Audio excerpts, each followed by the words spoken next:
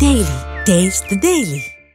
విద్యార్థులతో కలిసి హైదరాబాద్లోని తుమ్మిడికుంట చెరువు చుట్టూ మానవహారం నిర్వహించారు స్థానికులు. హైడ్రాన్ తీసుకొచ్చి చెరువులను కాపాడుతోన్న సీఎం రేవంత్కు కృతజ్ఞతగా ఈ భారీ మానవహారం చేపట్టారు.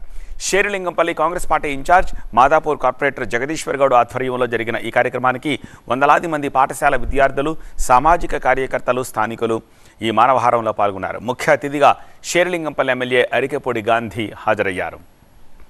పర్యావరణాన్ని కాపాడుకుంటేనే భవిష్యత్తు ఉంటుంది అన్నారు కాంగ్రెస్ నేత జగదీశ్వర్ గౌడ్. నగరం నడిబొడ్డున ఉన్న కోట్ల రూపాయల విలువైన భూమిని కాపాడారంటూ సీఎం రేవంత్ని కొనియాడారు. జల సంరక్షణలో తెలంగాణ రేవంత్ అన్న పాలనలో స్ఫూర్తిదాయకమైనటువంటి మార్పు చోటు చేసుకుంటా ఉంది. తుమ్మిడికుంట చెరువు కట్టపైన ప్రజల భాగస్వామ్యంతో ఇక్కడ ఈ 29 ఎకరాల 26 గుంటలు ఉన్నటువంటి స్థలం ఈ చెరువుకు ఉందన్నటువంటి విషయం కూడా మాకు ఒక 15 సంవత్సరాల నుంచి తెలియదు.